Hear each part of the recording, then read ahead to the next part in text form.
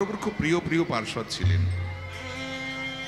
আমরা তো তাদেরকে চোখে দেখতে পাইনি, কিন্তু এই শ্লোকগুলোকে স্মরণ করলে একটু পরোক্ষভাবে তাদেরকে স্মরণ করা হয়। প্রথমেই বলে রাখি, শ্লোকটির যিনি রচয়িতা ছিলেন তিনি প্রথম অবস্থায় মহাপ্রভুকে শত্রু ভাবতেন, পরে মিত্র হয়েছিলেন। যদিও জগতে আমরা কেউ কারো শত্রু না, কেউ কারো মিত্রও না। সেই চাণক্য বলে গেছেন যে ন কশ্চিত কস্যচিন শত্রু, ন কশ্চিত কস্যচিন মিত্র, ন কশ্চিত কস্যচিন রিপু, ব্যবহার অনুযায়ন্তে মিত্রানি রিপবস্থিতম। অর্থাৎ আমরা কেউ কারো শত্রু না, কেউ কারো মিত্র না। বসুন, এদিকেই তো সরে আছি আমি, কি করব বলুন তো? খুঁটি এখন লাগিয়েছে মাঝখানে। আচ্ছা,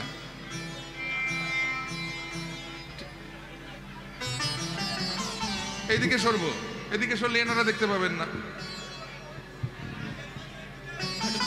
কি বলবো, এই ফুলগুলো খুলে দিন, তাহলে হয়ে যাবে। আচ্ছা, কি করবো, আমি কোন দিকে যাব বলুন? এই মাঝখানেই থাকি, দুপাশ থেকে দেখুন।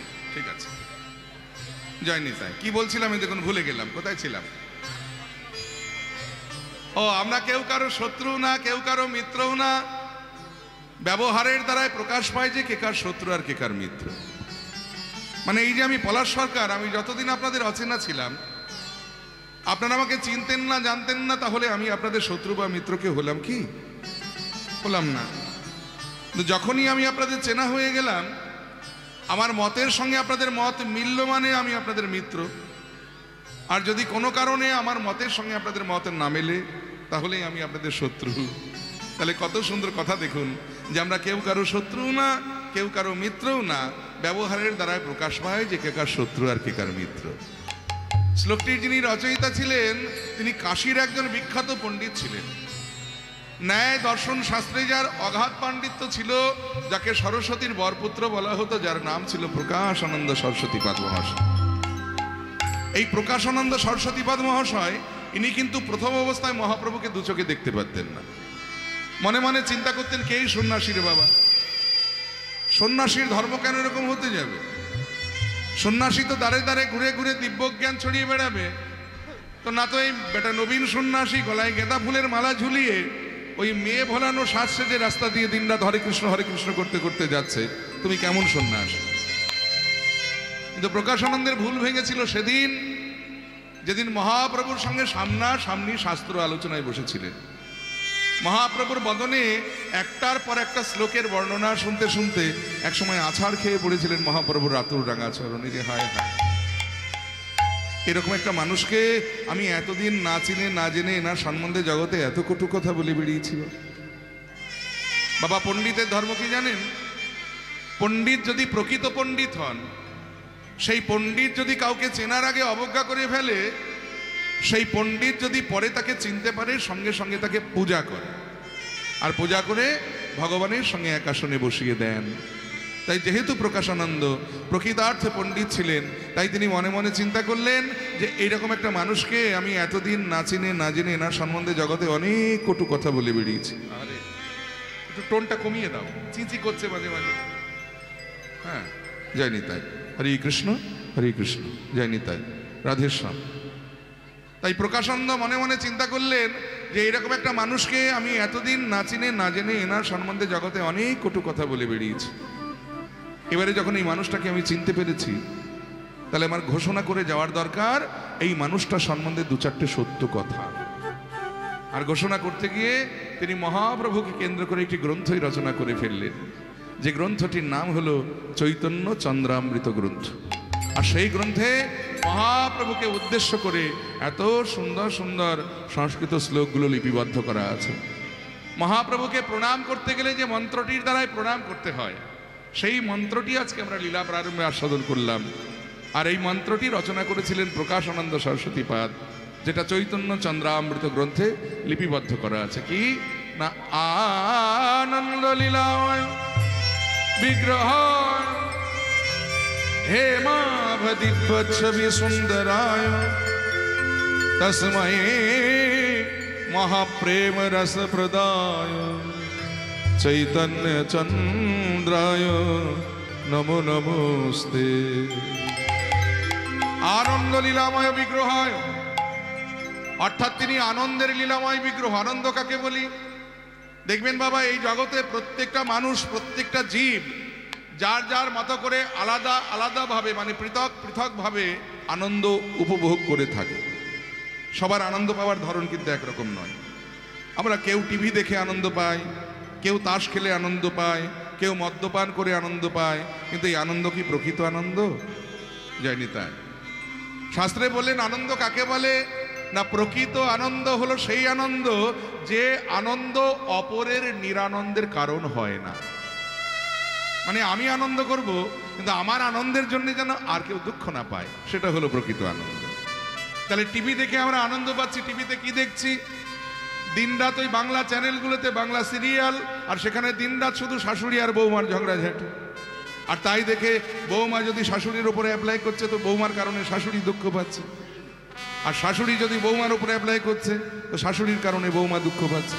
এই দেখুন, তাহলে একজন আনন্দ পেতে গিয়ে আর একজনকে দুঃখ দিচ্ছে, এটা কিন্তু প্রকৃত আনন্দ নয়। কেউ আমরা তাস খেলে আনন্দ পাই, নিজে তাস খেলে আনন্দ করতে গিয়ে ওদিকে সংসার চুলোয় উঠছে, দিনরাত গিন্নির সঙ্গে ঝগড়াঝাটি, বাড়িতে অশান্তি। তাহলে দেখুন, একজন আনন্দ পেতে গিয়ে আর একজনকে দুঃখ দিচ্ছে, এটাও কিন্তু প্রকৃত আনন্দ নয়। কেউ হয়তো মদ্যপান করে আনন্দ পায়, নিজে মদ খেয়ে আনন্দ করতে গিয়ে রাস্তা দিয়ে হেলতে তুলতে যেতে যেতে ভদ্রলোকে দু চারটে কড়া ভাষায় গালিগালাজ দিয়ে দিলে আপনার আনন্দের কারণে আর একজন দুঃখ পাচ্ছে। দেখুন, তাহলে এটাও কিন্তু প্রকৃত আনন্দ নয়। তাহলে প্রকৃত আনন্দ কোথায় আছে?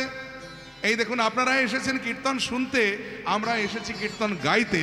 আমরা কিন্তু কেউ কাউকে এখানে দুঃখ দিতে আসিনি, আমরা সবাই এসেছি এখানে আনন্দ পেতে।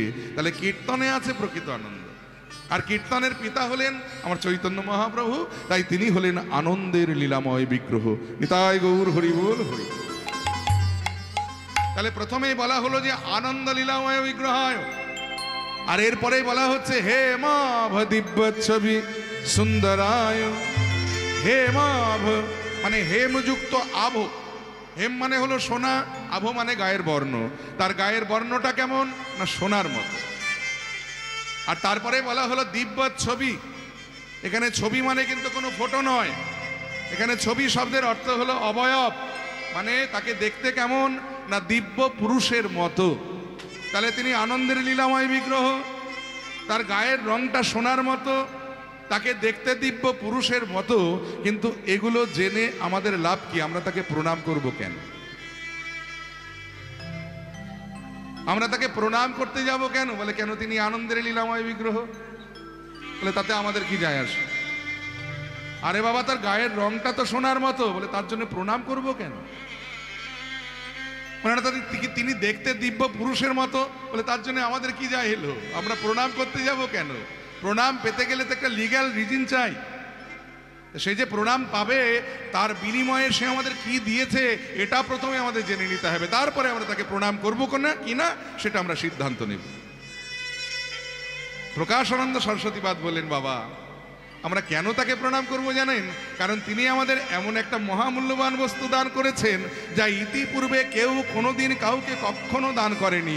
কি সেই বস্তু না, তস্मै মহাপ্রেম রস প্রদায়। অর্থাৎ মহাপ্রেম, যার সন্ধান কেউ জানতো না, যা চির গোলকে গোপনে ছিল, সেই অনর্পিত চরিং চিরাত করুণাবতীর্ণ কলৌ সমর্পয়তুন্নাত উজ্জ্বল রসাং স্বভক্তি শ্রিয়াম। স্বভক্তি এই শব্দটা একটু ভালো করে অনুভব করতে হবে। দন্ত স্ব বাফালা স্ব। স্ব মানে হলো নিজের, অর্থাৎ নিজের সম্পদ। তা নিজের সম্পদ দেখবেন কেউ কাউকে সচরাচর দিতে চায় না। কি বাবা, দেয় নাকি? আপনার লক্ষ লক্ষ টাকা থাকতে পারে, বিঘে বিঘে সম্পত্তি থাকতে পারে, দামি দামি গাড়ি থাকতে পারে, আপনি লোককে দান করে দেবেন? তেমনি ভগবান কৃষ্ণের একটা স্বভাব আছে, এটা আমার কথা নয়, শাস্ত্রে বলেছে যে কৃষ্ণ যদি ফিরে কবু ভক্তি মুক্তি দিয়া, ভক্তি নয় ভক্তি, ভয়ের অস্বীকার কয়তয়ের অস্বীকার, ভক্তি মানে হলো ভোগ আর মুক্তি মানে হলো মোক্ষ। বলে কৃষ্ণ যদি ফিরে কবু ভক্তি মুক্তি দিয়া, প্রেম কবু নাহি দেন রাখেন লুকাই। এখন কেউ যদি বলে প্রভু আমি সারা রাত জেগে তোমার কীর্তন শুনছি, তুমি শুধু কৃপা করে আমার একতলা বাড়িটা দোতলা করে দাও। ভগবান বললেন, বাবা বাবা অল্পের উপর দিয়ে বেঁচে গেলাম বাবা, তো দোতলা নয় 4 তলা করে দেবো, হলো। আবার কেউ যদি বলে, প্রভু আমি সারা রাত জেগে তোমার কীর্তন শুনছি, তুমি শুধু কৃপা করে আমার মেয়েটাকে ভালো জায়গায় বিয়ে দিয়ে দাও। ভগবান বলেন, বেশ তাই হবে, কোনো চিন্তা করিস না, তোর মেয়ের খুব ভালো জায়গায় বিয়ে দিয়ে দেবো। আবার কেউ যদি বলে, প্রভু আমি সারা রাত জেগে তোমার কীর্তন শুনছি, তুমি শুধু কৃপা করে এই মায়ার সংসার থেকে আমাকে মুক্তি পাইয়ে দাও। ভগবান বলে, আরে বাপ রে বাপ, আবার এটাও চাস? বেশ, এটাও না হয় দিলাম। কিন্তু কেউ যদি বলে, প্রভু আমি জন্ম জন্মান্তর তোমার নাম করব, তুমি শুধু কৃপা করে তোমার ওই প্রেম বস্তুটা একবার আমাকে দাও। ভগবান সঙ্গে সঙ্গে বলে দিলেন যে ওটি হবে না বাছা, ওটা আমি তোমায় দিতেই পারবো না, কারণ ওটা আমার নিজের সম্পদ, আর ওটা আমি তুলে রেখে দিয়েছি আমার নিজের মানুষের জন্যে। আমার নিজের মানুষ কারা না? যারা হলেন বৃন্দাবনের ব্রজ গোপীগণ, যারা সর্বস্ব পরিত্যাগ করে আমার সুখকে নিজের সুখ করেছে। আমি কেবলমাত্র আমার নিজের সম্পদটুকু তাদের জন্য তুলে রেখে দিয়েছি, ওটা আমি তোমায় দিতেই পারবো না। তো সেই ভগবান যখন গৌর হয়ে এলেন কলির জীবের মাঝে, যা এতদিন কেবলমাত্র রাধারানীর হৃদয় ভাণ্ডারে লুকানো ছিল, ইন্দ্রের বাঞ্ছিত ধন, ব্রহ্মার বাঞ্ছিত ধন, গোলকের গোপনের ধন, কিশোরীর হৃদয় ভাণ্ডারের ধন, তিনি সেধে যেছে জীবের দ্বারে দ্বারে কৃপা করে দান করলেন। কি সেই বস্তু? না ব্রজের উন্নত উজ্জ্বল রস। উন্নত উজ্জ্বল, উজ্জ্বল মানে কি? ও মায়েরা, চকচকে, উন্নত ধরনের চকচকে রস। কি বিদঘুটে বাংলা হয়ে যাচ্ছে দেখুন। বলে রস আবার কখনো চকচক করে নাকি? এই যে হিরে, চুনি, পান্না, মতি, প্রবাল, দামি দামি রত্ন যদি এক জায়গায় একসঙ্গে রাখা যায়, কোনটা বেশি চকচক করবে? হিরে। এর জন্য বাজারে হীরের মূল্যটা সবচাইতে বেশি। তাহলে রত্নের মধ্যে সবচাইতে মূল্যবান যেমন হিরে চকচক করে বলে, তেমনি রসের মধ্যেও যেটা সবচাইতে উৎকৃষ্ট সেটাই তো চকচক করবে। তাহলে বৃন্দাবনে মুখ্য রস কটি? না 5টি। কি কি? শান্ত, দাস্য, সখ্য, বাৎসল্য, মধুর। শান্তরস মানে ওই যে সাধু সন্ন্যাসী, ত্যাগীগণ, যোগীগণ, ঋষিগণ, তারা দিন রাত পাহাড়ের গুহাতে বসে বসে পরমেশ্বরকে চিন্তা করছে, আর নয়ন মধ্যে কেবলই বলছে হরি ও। মানে বিলীন করে দিচ্ছে তারা নিজেদেরকে, যে তুমি পরমাত্মা আর আমি হলাম জীবাত্মা, তোমার সঙ্গে তুমি আমাকে বিলীন করে নাও। এই হলো শান্তরস। আবার কেউ যদি ভাবে আমি অর্জুনের, সে আমার প্রভু আর জন্মে জন্মে আমি তার চরণের দাস, সে হলো দাস্যরসের ভক্ত। আবার কেউ যদি ভাবে আমি অর্জুনের মতো ভগবানের বন্ধু হব, আমি সুদামার মতো ভগবানের সখা হব, তারা হলো সখ্যরসের ভক্ত। আবার কেউ যদি ভাবে আমি নন্দ রাজার মতো কৃষ্ণের বাবা হব, আমি যশোদার মতো কৃষ্ণের মা হব, সে হলো বাৎসল্য রসের ভক্ত। আবার কেউ যদি ভাবে যে সে আমার প্রিয়তম আর আমি হলাম তার প্রিয়তমা, এই হলো মধুর রস। আর এই মধুর রসটা এমনই রস বাবা, যে প্রিয়তমার মাথার চুল থেকে একেবারে পায়ের নখ পর্যন্ত প্রিয়তমের সেবাতে লাগে। মায়েরা, এই দেখুন রাধারানী কি রঙের শাড়ি পরলে কৃষ্ণ খুশি হবেন? রাধারানী সেই রঙের শাড়িটাই পরতেন। রাধারানী কেমন করে চুল বাঁধলে কৃষ্ণ খুশি হবেন? রাধারানী সেইভাবেই চুলটা বাঁধতেন। রাধারানী তার চুলে কি রঙের ফুল গুজলে কৃষ্ণ খুশি হবেন? রাধারানী সেই রঙের ফুলটাই গুজতেন। এমনকি রাধারানী তার নখে কি রঙের নেল পালিশ পরলে কৃষ্ণ খুশি হবেন? রাধারানী সেই রঙের নেল পালিশটাই পরতেন। তাহলে মধুর রসটা এমনই রস যে প্রিয়তমার মাথার চুল থেকে একেবারে পায়ের নখ পর্যন্ত প্রিয়তমের সেবাতে লাগে। আর রসের মধ্যে যেটা সবচাইতে মূল্যবান সেটাই তো চকচক করবে। তাহলে বৃন্দাবনে এই যে মুখ্য রস 5টি রস, শান্ত, দাস্য, সখ্য, বাৎসল্য, মধুর, আর এই 5টি রসের মধ্যে সবচাইতে উন্নত উজ্জ্বল মানে মূল্যবান রস হলো এই মধুর রস, যেটা দেওয়ার জন্য ভগবান গোলক থেকে এলেন ভূলোকে। এতদিন ভারতীয় দর্শন শুধুমাত্র 4টি স্তম্ভের উপরে দাঁড়িয়েছিল। কি কি? ধর্ম, অর্থ, কাম আর মোক্ষ। কিন্তু এই পঞ্চম পুরুষার্থ প্রেম, এই প্রেমের সন্ধান কেউ জানতো না। এই প্রেম এনে দিয়েছিলেন আমার চৈতন্য মহাপ্রভু, আমার গৌর ভগবান। তাই গৌর হরিবোল হরিবোল। জয় নিতাই, হরে কৃষ্ণ।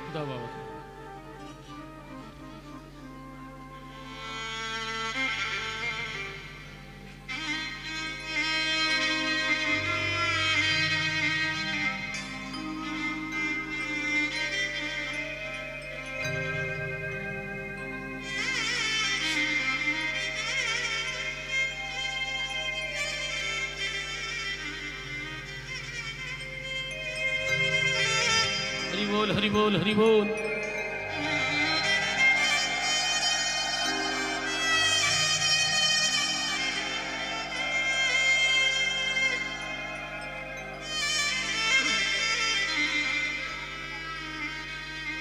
তাহলে যে প্রেমের সন্ধান কেউ জানতো না, যা ইন্দ্রের বাঞ্ছিত ধন, ব্রহ্মার বাঞ্ছিত ধন, গোলকের গোপনের ধন, সেই প্রেম রাধারানীর হৃদয় ভান্ডার থেকে চুরি করে এনেছিলেন আমার মহাপ্রভু, শুধুমাত্র আমাদেরকে দেবার জন্য। আহা, তাই বললেন যে তস্मै মহাপ্রেম রসপ্রদায় চৈতন্য চন্দ্রায় নমো নমস্তে। সেই মহাপ্রেম যিনি আমাদেরকে এনে দিয়েছেন, সেই প্রেমদাতা আমার চৈতন্যের যুগল চরণে আমরা প্রণাম জানাই। নিতাই গৌর হরি বল হরি বল হরি। সেই মহাপ্রভুর রাতুল রাঙা চরণে প্রণাম জানিয়ে আমরা আস্বাদন করছি আমাদের বর্তমান পরিবেশিত লীলা কৃষ্ণ সখা সুদামা। জয় নিতাই। আগে একটু আমরা গৌরাঙ্গের কথা আস্বাদন করে নেব, তারপরে আমরা কৃষ্ণ সুদামার কথা শুনব। মহাজন লীলার এক পাশে দাঁড়িয়ে বললেন যে জয় জয় জগন্নাথ সচির নন্দন, ত্রিভুবনে করে যাহার চরণ বন্দন। শুধু তাই নয়, ভগবান এই যে যুগে যুগে এসেছেন দুষ্টের দমন শিষ্টের পালন করতে, তার প্রমাণ তিনি গীতাতে দিয়ে গেছেন। কারণ গীতার একটি শ্লোক আছে, তিনি বলেছেন ভগবানের নিজ মুখ নিঃসৃত বাণী, যদা যদা হি ধর্মস্য গ্লানি ভবতু ভারত অভ্যুত্থানম অধর্মস্য তদাত্মানং সৃজাম্যহম পরিত্রাণায় সাধুনাম বিনাশায় চ দুষ্কৃতম ধর্ম সংস্থাপনার্থায় সম্ভবামি যুগে যুগে।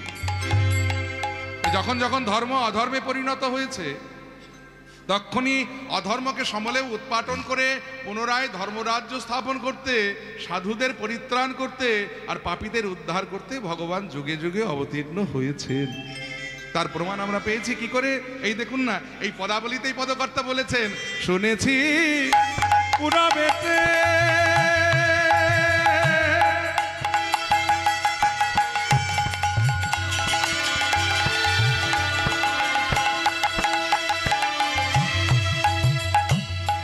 ওগো রাবণ বধিলা,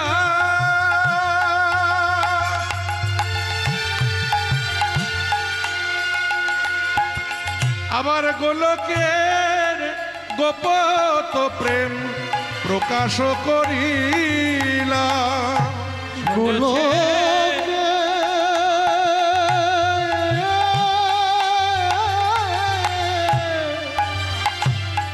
গোপত প্রেম প্রকাশ করিলা। ওগো শুনেছি পুরবেতে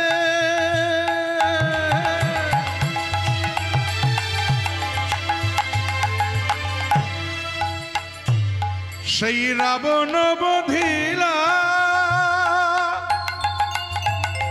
আবার গোলকের গোপত প্রেম প্রকাশ করিলা। শুনেছে পুরবেতে রাবণ বধিলা, গোলকের গোপত প্রেম প্রকাশ করিলা। বলি সেধে যেছে বিলাইল, সেধে যেছে বিলাইল, জীবের হাতে ধরে আর পায়ে পড়ে সেধে যেছে বিলাইল। জীবের হাতে ধরিয়ার পায়ে পড়ে সেধে যেছে বিলাইল। বলির জীবের হাতে ধরে আর পায়ে পড়ে, আরে ধুলায় গড়া গড়ি গিয়ে, পায়ে পড়ে আহা ধুলায় গড়া গড়ি গিয়ে, হাতে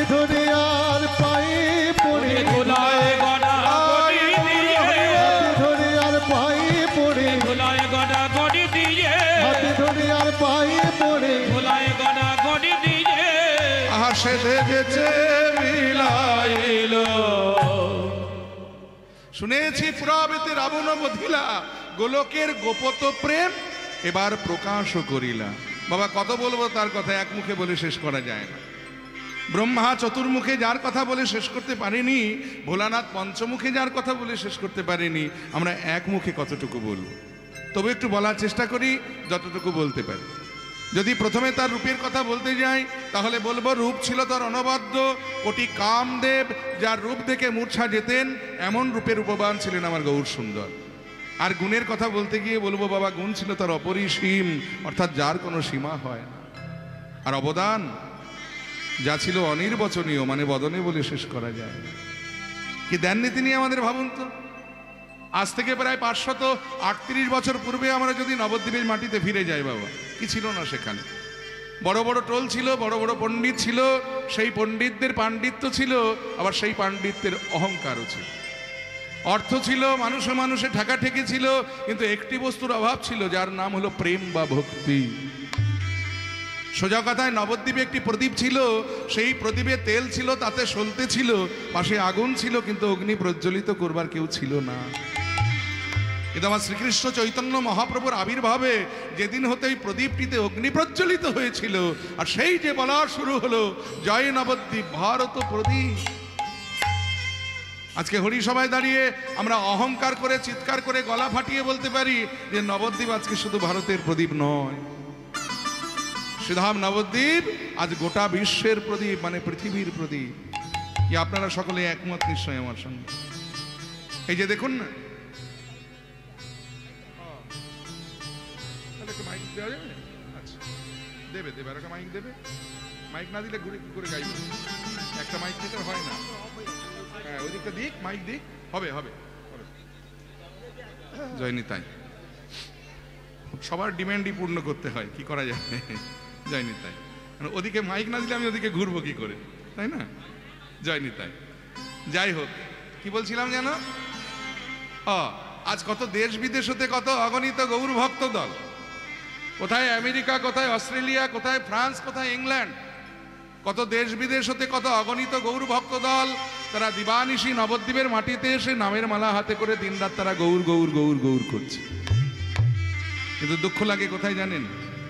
আমরা যারা এই বাংলার মাটিতে জন্মেছি, আমরা যারা বাঙালি মায়ের সন্তান, আমরা যারা বাংলা ভাষায় কথা বলি, আমরা গর্ব করে অহংকার করে বলতে পারি যে গৌর আমাদের ভগবান, আমাদের বাঙালির ভগবান। কিন্তু যে গৌর আমাদের এত কিছু দিয়ে গেছেন, আমরা তাকে কি দিতে পেরেছি বাবা? কি দেননি তিনি আমাদের, ভাবুন। ভাবতে পারেন আজ থেকে প্রায় 538 বছর পূর্বে যদি নবদ্বীপের সমাজ ব্যবস্থায় আপনারা ফিরে যান, তাহলে সেখানে দেখা যাবে যে কোনো ব্রাহ্মণ যদি শূদ্রের ছায়া মারাতো, তাকে গঙ্গা স্নান করে প্রায়শ্চিত্ত করে ঘরে উঠতে হতো। কিন্তু আমার মহাপ্রভুর কি অবদান দেখুন। আজকে